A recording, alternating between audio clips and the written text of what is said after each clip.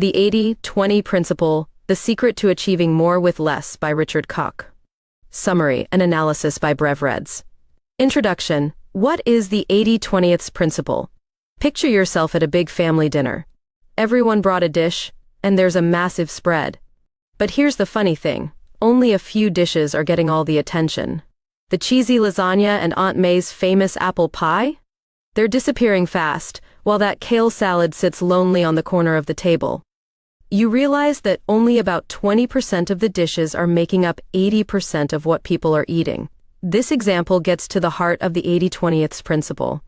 The idea is that a small part of our efforts, choices, or investments tends to create the majority of the results. It's a powerful lens for seeing the world. Whether it's work, school, or even relationships, this principle helps us spot the few things that matter the most. Chapter 1. Why most effort is wasted. Many of us have been taught that success means putting in long hours, sacrificing weekends, and giving everything 100%. But the 80-20th principle challenges this belief, showing that more effort doesn't always mean more results. In fact, sometimes a lot of effort is just noise, unfocused, and inefficient. The Pareto garden story. In the late 1800s, an Italian economist named Vilfredo Pareto noticed something peculiar in his garden. As he walked down the rows of his pea plants, he realized that a small number of pods were producing most of his peas. About 20% of the pods yielded 80% of the harvest. This observation stuck with him, and he began to wonder if this strange imbalance existed beyond the garden. Pareto started looking at the distribution of wealth in Italy. What he found was astonishing. 20% of the population owned 80% of the land and wealth. This wasn't just a random occurrence, it showed up in other areas too. He observed that in many European countries the pattern repeated itself. This sparked the idea that most of the outcomes in life, like wealth, success, and productivity, are often determined by a small percentage of inputs. Imagine Pareto's surprise when he saw the same thing play out in different aspects of society. It was like finding a hidden pattern. A secret code that unlocked why some people seem to get so much more out of their efforts than others. Modern-day example. Fast forward to today. A CEO named Laura runs a mid-sized tech company, selling software to businesses. Laura worked long hours, answering emails, attending meetings, and constantly pushing her team to improve. But no matter how hard she worked, the results seemed unpredictable. One month, sales would soar, and the next, they'd be flat. One day, she heard about the 80-20th principle and decided to see if it applied to her company. She dug into the data and found that a small number of customers, about 20%, were generating 80% of the revenue. These weren't just any customers, they were large companies that used the software on a bigger scale, renewing their licenses year after year. Laura realized that focusing on these key clients could transform her entire strategy. So, she shifted her approach. Instead of spreading her team thin across hundreds of small clients, she created a dedicated team to provide top-notch support to those crucial 20%. The results? Sales jumped by 50% in just a few months, and her team was happier because they weren't working late nights trying to please everyone. They concentrated on their biggest opportunities, and it paid off.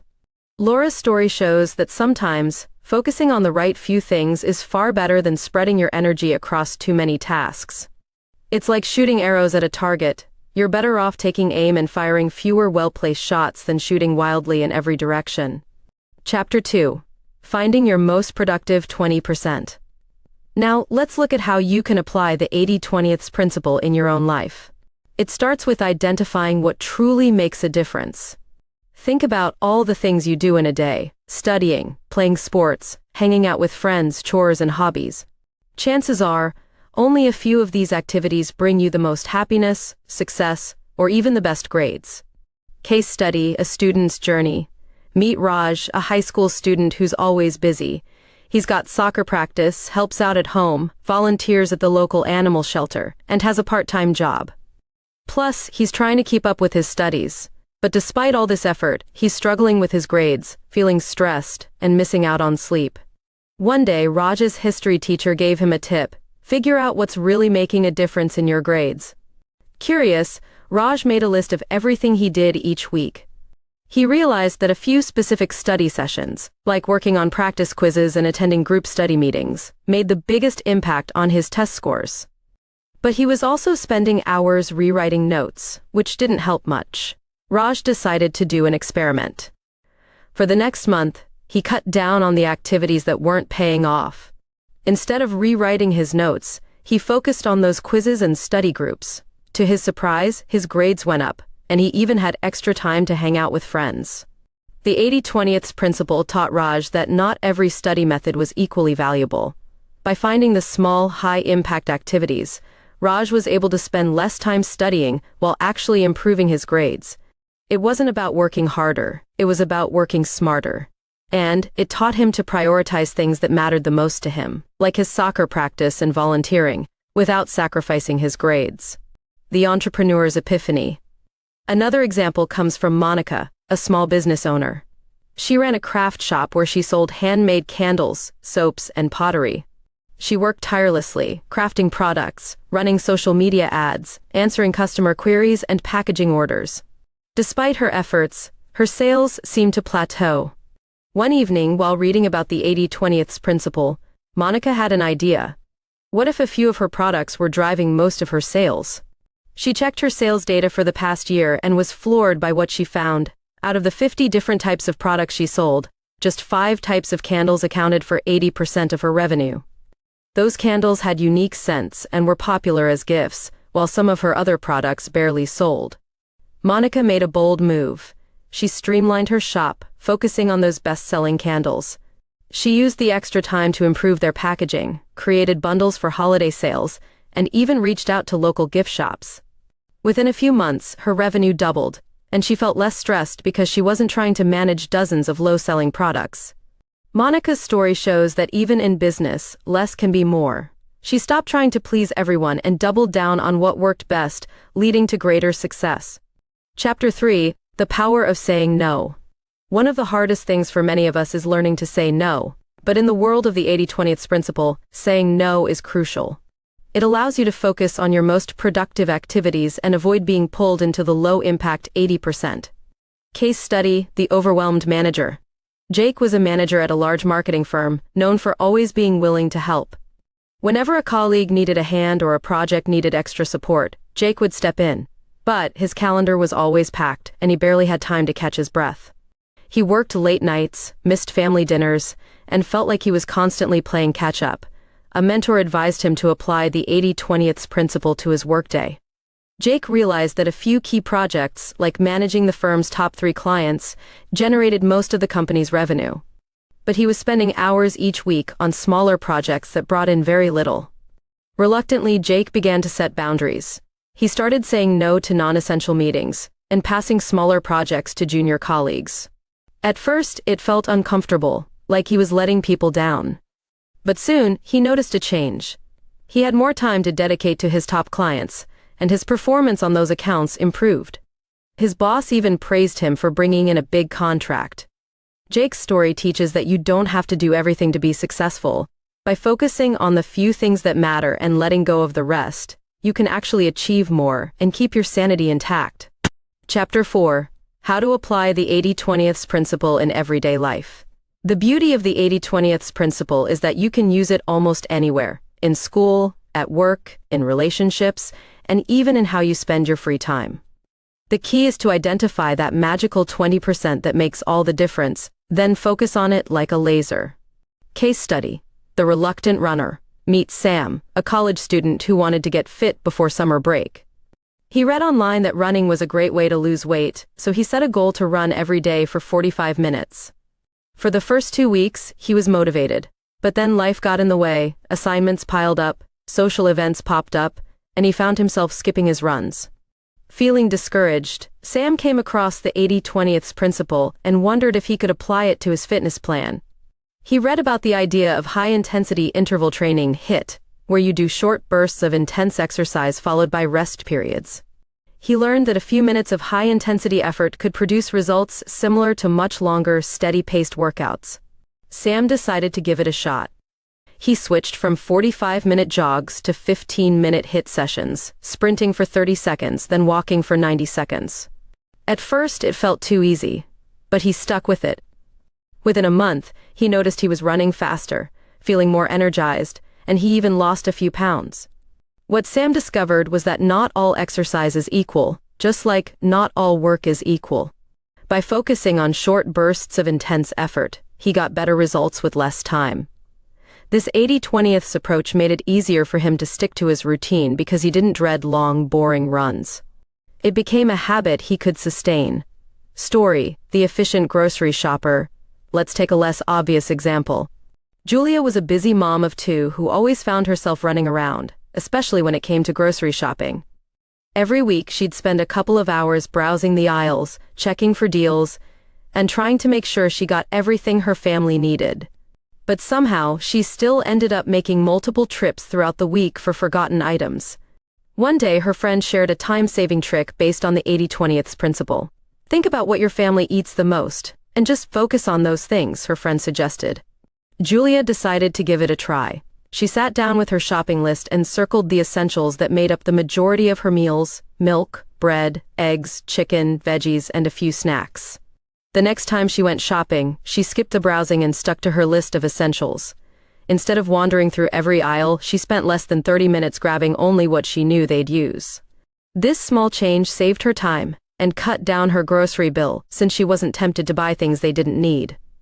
Over the next month, Julia realized that about 80% of her family's meals came from 20% of the items she bought. And she no longer had to make those midweek trips. The 80/20th principle helped her take control of her time and make shopping less stressful. Chapter 5: The 80/20th Principle in Business, Real Success Stories. In the world of business, the 80/20th principle is like a secret weapon. By focusing on the most profitable activities, companies can boost their success without wearing out their employees. This chapter dives into real stories of businesses that transform themselves by focusing on the vital 20%. Case study: a restaurant's turnaround. Carlos ran a neighborhood restaurant that had been in his family for 3 generations. The place was known for serving everything from burgers to seafood pasta to veggie wraps. But with rising food costs and new competition opening up, Carlos struggled to keep up. His restaurant had become known for being good at many things but not great at any one thing. One afternoon, while going through the books, Carlos stumbled upon a realization: a handful of menu items, like their famous cheeseburger and fish tacos, accounted for 80% of their sales. Yet, his kitchen was filled with ingredients for dishes that barely sold. Inspired by the 80/20th principle, Carlos decided to revamp the menu. He kept only the top-performing dishes and added a few new items that complemented them. He also cut down on ingredients that were expensive but rarely used, like imported cheeses and specialty spices. At first, regulars grumbled about the changes, but Carlos focused on promoting the core dishes they loved. Within 6 months, his food costs dropped, the kitchen ran more efficiently, and customers began to appreciate the simplified, focused menu. Best of all, Carlos didn't have to lay off staff or cut corners on quality. The restaurant became known as a must-visit spot for its killer cheeseburgers and fish tacos, and business thrived. Carlos's story shows how even in a crowded market, focusing on what you do best can set you apart. The 80/20th principle taught him to let go of trying to please everyone, and to build a reputation for the few things that truly mattered. Case study: the tech startup's big break. Consider Sarah, the founder of a tech startup called Koch, which offered software tools for remote teams. When Sarah first launched, she tried to offer everything: chat features, project management, file storage, and video calls. The product was packed with features, but customers found it confusing and hard to use. After struggling to gain traction, Sarah analyzed how her customers actually use the platform. She found that 20% of the features, particularly the easy-to-use project management tool, were what 80% of her users loved. The chat and video call features, which took up a lot of development time, were barely used. Sarah made a bold move. She stripped the product down to focus on what people really wanted: a simple, intuitive project management tool. She even offered a free trial for teams to try it out, without all the extra bells and whistles. It was a risk, but it paid off. Koch's user base started to grow rapidly, and customers appreciated the streamlined, user-friendly design. By narrowing her focus, Sarah turned QuickCode into a leaner, more efficient company. It wasn't just about cutting features, it was about doubling down on what really made the product special. Within a year, QuickCode had doubled its revenue and earned a reputation for doing one thing really well. Chapter 6, 80/20ths and Relationships, Finding What Matters Most. The 80/20ths principle doesn't just apply to work and business, it can change the way we think about relationships too. In friendships, family, or even romantic relationships, focusing on the few things that bring the most joy and connection can make all the difference. Story: quality time over quantity. Anna and her teenage son Jake often seemed to be at odds. Anna tried to spend time with Jake by joining him in activities she thought he'd enjoy, like watching movies or going out for pizza. But their conversations always felt a bit forced, and Jake usually ended up retreating to his room afterward. One evening, Anna came across a podcast that talked about the 80/20ths principle. She thought about how it might apply to her time with Jake. What were the few moments when they truly connected?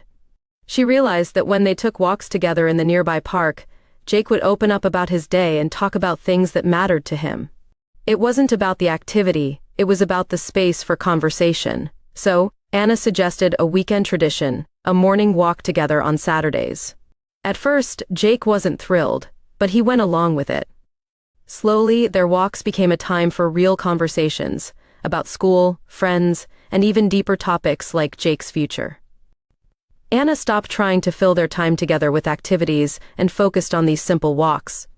It became their special time, and their relationship grew stronger. By focusing on the few moments that mattered most, Anna discovered that quality time trumped quantity every time. Their connection became deeper not because they spent more hours together, but because they found those moments when they could truly be themselves. Case study: the power of listening. David, a successful executive, was known for his sharp mind but struggled with maintaining friendships. He often felt like he was missing out on deeper connections with others. He thought that being a good friend meant showing up to every event and being available whenever someone needed help. But no matter how hard he tried, he always felt like he wasn't doing enough. One day he had a conversation with a mentor who shared a different perspective. "David," he said, "friendship isn't about doing everything for everyone. It's about being truly present in the few moments that matter most." David decided to try something new. He stopped spreading himself thin and focused on really listening when he was with his friends. He noticed that some of his friends needed a listening ear more than anything else. So, he made sure to call them regularly, not just to check in but to really hear them out. Over time, David found that those few, focused conversations strengthened his relationships more than all the parties and meetups combined. His friends appreciated that he was truly present when they needed him, and David no longer felt like he had to do it all to be a good friend. Chapter 7, 80/20ths and Time Management, Getting More Done by Doing Less. Time is the one resource everyone has in equal measure, 24 hours a day. Yet some people seem to accomplish so much while others struggle to keep up. The secret often lies in applying the 80/20ths principle to time management. By identifying the activities that yield the most results and focusing on those, you can make time work for you. Case study: the overwhelmed office worker. Lucy worked in a bustling marketing firm where she constantly juggled client calls, emails, social media updates, and marketing campaigns. Her to-do list never seemed to get shorter, and she often found herself working late into the evening. Despite all her effort, she felt like she wasn't making a big impact. One day, Lucy's manager suggested she try the 80/20ths principle to streamline her workload. "What are the tasks that actually make the biggest difference for your clients?" he asked. At first, Lucy felt overwhelmed. Everything seemed important. But after some reflection, she realized that a few key activities made the most impact: crafting compelling content for clients and analyzing the results of marketing campaigns to refine their strategies. Lucy decided to reorganize her schedule. Instead of starting each day by tackling her inbox, she set aside 2 hours in the morning, when she felt most creative, to focus on writing content. She checked emails in batches, rather than constantly reacting to every new message. She also began using time-tracking tools to understand how long each task took her. The change was almost magical. Lucy found that by focusing on writing and analysis, she could produce higher quality work in less time. Clients began noticing the improved content and insightful reports, which led to more positive feedback and even new business opportunities. Best of all, Lucy no longer had to work late every night. She discovered that by focusing on the vital 20%, she could leave work feeling accomplished and have more time for herself. Story: The Supermom's Secret. Emily was a busy mom of 3, working part-time while managing a household. Her days were packed with school drop-offs, work deadlines, grocery runs, and making sure everyone made it to soccer practice on time. Despite all her effort, Emily constantly felt like she was falling short. One weekend, Emily attended a time management workshop where the speaker introduced the 80/20th principle. The speaker talked about how most of what keeps us busy doesn't really move the needle. Intrigued, Emily went home and made a list of all her weekly tasks. She realized that her kids' bedtime routine was the time when she could connect with them most meaningfully, while things like overcomplicated meal planning and constant cleaning didn't add much value. Emily decided to simplify her life. She planned easy weeknight dinners that didn't require hours of preparation. Instead of stressing about keeping the house spotless, she focused on spending quality time with her kids before bed, reading stories, and chatting about their day. She also taught them to help out with simple chores, turning tidying up into a fun family activity. Within weeks, Emily noticed a huge difference. Mornings were less rushed, her kids looked forward to their bedtime talks, and she even found time to enjoy her hobbies again. By focusing on what truly mattered, Emily turned her chaotic days into a life that felt more balanced and fulfilling. Chapter 8: The 80/20th Principle in Financial Success, Where Your Money Really Comes From. Money is another area where the 80/20th rule can make a world of difference, whether it's about saving more or making smarter investments. Understanding where your biggest financial wins come from can help you achieve your goals faster. Case study: The Real Estate Investor. Tom was a real estate investor who built a portfolio of rental properties over the years. At first, he bought anything that seemed like a good deal: single-family homes, duplexes, and small apartment buildings in different neighborhoods. But managing them became a full-time job. He found himself constantly dealing with tenant issues, repairs, and late payments, yet his profits didn't seem to reflect all the work he put in. Frustrated, Tom decided to dig into his financial records. He discovered that 80% of his rental income came from just 20% of his properties. Specifically, the mid-sized apartment buildings in a certain part of town where demand for rentals was high. The other properties were barely breaking even or worse, draining his time and resources. With this insight, Tom decided to change his strategy. He sold off his underperforming properties and used the money to invest in more mid-sized apartment buildings in the neighborhood that brought in the most income. It was a tough decision, but it transformed his business. His profits grew, and his workload shrank. Tom learned that it's not about having a lot of investments, it's about having the right ones. Story: Cutting the Clutter and Spending. Meet Sarah, a recent college grad with her first full-time job. Like many young adults, she found herself struggling to save money. It seemed like every paycheck disappeared into eating out, streaming subscriptions, and impulse buys. She wanted to build an emergency fund, but didn't know where to start. One afternoon, Sarah's friend suggested she try the 80/20th approach with her spending. Look at where most of your money is going and cut back on the stuff that doesn't really matter, he said. Sarah decided to give it a shot.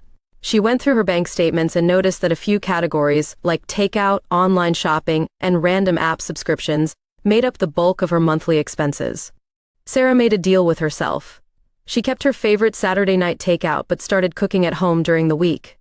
She unsubscribed from apps she hadn't used in months and set a strict budget for online shopping. It wasn't easy at first, but within a few months, she had built up a small savings cushion. The funny thing? Sarah didn't feel like she was missing out. By cutting back on things that weren't truly important, she had more money for things that were, like a weekend trip with friends or investing in a photography class she always wanted to take. The 80/20th principle helped her see that financial freedom isn't about cutting out everything, it's about focusing on the spending that brings the most joy. Chapter 9: The 80/20th Principle in Health, Small Changes, Big Results. Health is an area where small changes can lead to big results. The 80/20th principle helps us focus on those habits and routines that make the most significant difference in our physical and mental well-being. Case study: The Desk Job Weight Loss Journey. Jason worked a desk job that kept him seated for most of the day. Over the years, he put on extra pounds, and his energy levels dropped. He tried different diets and workout plans, but they were hard to stick to. He'd lose a few pounds, then gain them back when life got busy. One day, he stumbled upon an article about the 80-20th principle in fitness. It suggested that instead of overhauling everything, he should focus on a few changes that would make the biggest difference. Jason decided to apply this to his own life. He started by drinking more water and cutting out soda, and he committed to walking for 30 minutes each evening. Within a few weeks, he noticed a difference. His clothes fit a little better, and he felt more energized. Encouraged by the progress, Jason made another small change. He swapped out his usual fast food lunches for simple, homemade sandwiches and salads. He kept up his daily walks and added a short strength training session twice a week. Over the next 6 months, Jason lost weight steadily and felt more active than he had in years. It wasn't a dramatic transformation, but it was one he could maintain. The 80-20th principle taught him that he didn't have to become a gym fanatic to see results. He just had to focus on a few habits that made a real difference. Story: the relaxation routine. Then there's Mia, a high school teacher who found herself feeling stressed and exhausted after long days in the classroom. She knew she needed to take better care of herself, but between lesson planning and grading, she barely had time for self-care. Mia's friend suggested she start a morning meditation routine. At first, Mia scoffed. "I don't have time to sit still and meditate," she said. But after reading about the 80-20th principle, she wondered if a small change could actually make a big impact. She decided to give it a try, starting with just 5 minutes of guided meditation each morning before heading to work. It felt silly at first, sitting quietly with her eyes closed, but she stuck with it. After a week, she noticed she was less frazzled during the morning rush. Soon, she found herself handling classroom challenges with more patience. Seeing the benefits, Mia decided to add a short walk during her lunch break. She'd leave the school building and stroll around the block, using the time to clear her head. These simple practices didn't take much time, but they helped Mia feel more balanced and less stressed. By focusing on these small but impactful habits, Mia found a way to make her busy life a little bit brighter. Chapter 10: The 80-20th Principle in Relationships, Quality over Quantity. Applying the 80-20th principle to relationships means focusing on the connections that bring the most joy, support, and value into your life. While it's easy to get caught up in trying to maintain a large network of friends or acquaintances, true fulfillment often comes from nurturing the relationships that matter most. Case study: the busy executive's social life. Samantha was a successful executive, always juggling meetings, travel, and a busy social calendar. She prided herself on being well-connected, but over time her packed schedule left her feeling drained and lonely. Despite all the networking events and dinner parties, Samantha realized she rarely spent time with people who genuinely made her happy. One weekend, she decided to take a closer look at her relationships. Who were the people that truly made her feel understood, supported, and energized?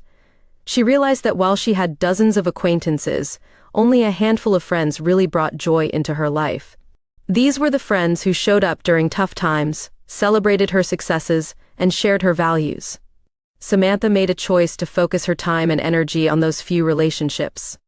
She began declining invites to large, impersonal gatherings and instead planned intimate dinners or weekend getaways with her close friends. She also made more time for her family, reconnecting with her brother and parents in ways she hadn't in years. The shift made a huge difference. Samantha felt less stressed and more connected to the people who truly mattered.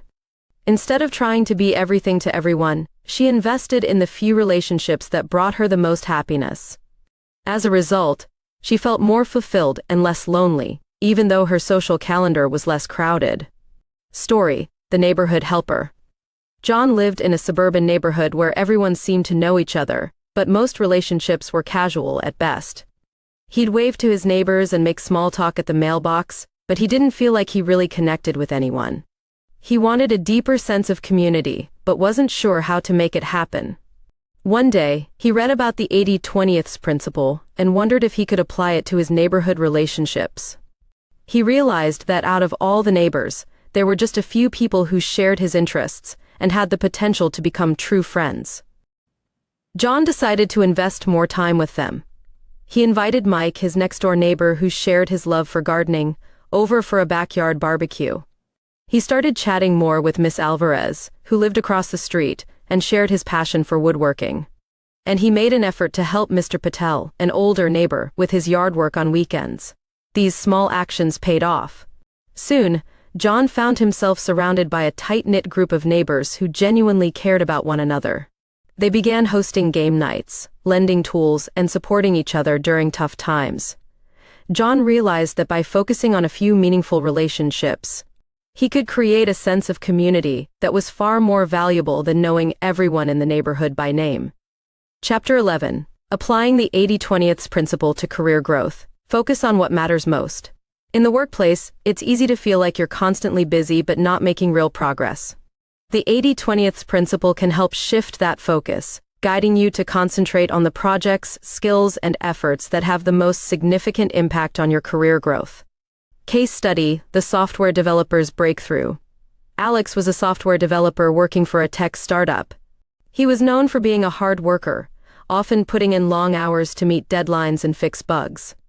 But despite all his effort, he felt like he was stuck in his role while others got promotions and new opportunities.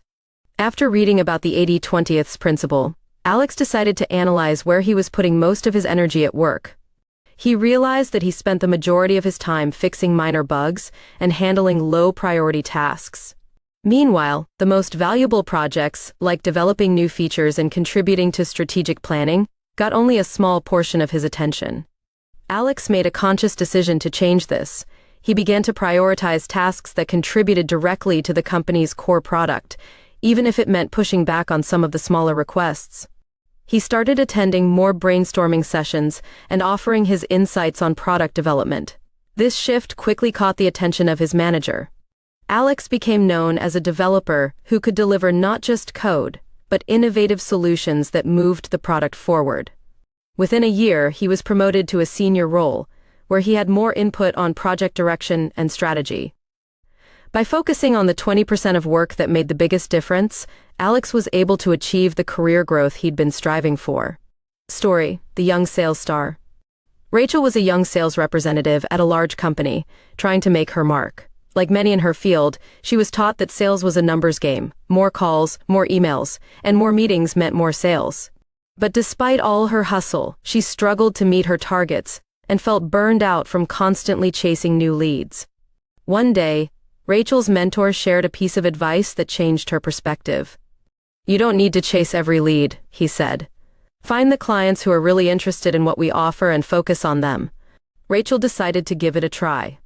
Instead of making hundreds of cold calls every week, she spent more time researching potential clients and understanding their needs. She targeted the ones who were the best fit for her company's products. She reached out with personalized messages and tailored presentations. The results were remarkable. Rachel's conversion rate shot up, and she closed bigger deals with less effort. Her approach meant she could spend more time building relationships with key clients, which led to repeat business and referrals.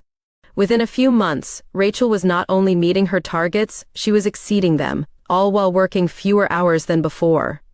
By focusing on the clients that mattered most, she turned the sales game into something more manageable and enjoyable. Chapter 12, 80-20ths. Principle for personal growth: leveraging your strengths.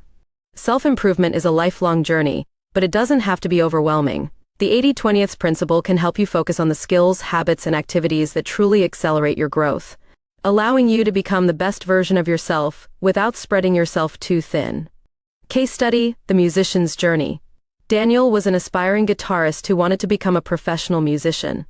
He spent hours each day practicing, but his progress felt slow. He'd try to master every technique he read about, from jazz improvisation to classical fingerpicking, but his performances often fell flat. One day, he decided to focus on the styles that he loved most: blues and rock. He realized that 80% of the music he enjoyed playing and listening to came from these genres, so why not master them first? Daniel spent his practice time learning iconic blues solos and studying the techniques of his favorite rock guitarists. Within a few months, his playing transformed.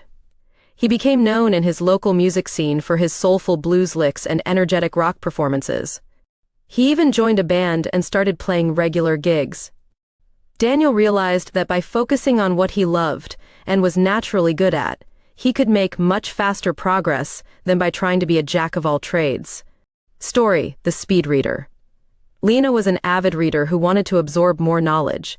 She set a goal to read 50 books in a year, hoping it would improve her understanding of different topics. But as the months went by, Lena found that while she read a lot, she often struggled to recall the key insights from each book. She decided to apply the 80/20 principle to her reading habit. Instead of trying to read as many books as possible, Lena focused on a few titles that offered the most value.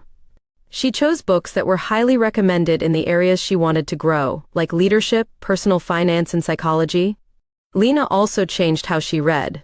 Instead of rushing through the chapters, she took time to highlight key passages, make notes, and reflect on how the ideas applied to her life. She even started discussing the books with a friend who had similar interests, which helped deepen her understanding. By the end of the year, Lena had read fewer books than she originally planned, but she felt like she'd learned much more. The insights from those key books stuck with her, and she could apply the lessons in her everyday life. Lena realized that quality, not quantity, made the difference in her personal growth. Conclusion: putting the 80/20 principle to work in your life. The 80/20 principle is more than just a theory, it's a mindset that can reshape the way you approach almost every area of your life. It's about understanding that most things don't have an equal impact, and your energy is best spent on the activities, people, and habits that create the biggest results. By focusing on the critical few instead of the trivial many, you can achieve more with less effort, stress, and time. Here's how you can start applying the 80/20 principle in your own life. 1. Identify your high-impact activities. Take a moment to list out the things you spend your time on, whether it's at work, in your relationships, or in your personal hobbies. Ask yourself, which 20% of these activities produce 80% of my results or happiness? Look for the tasks that consistently yield the biggest returns, whether in productivity, joy, or learning. Start allocating more of your time and energy to these high-impact activities, even if it means cutting back on others that consume your time but add little value. 2. Declutter your life.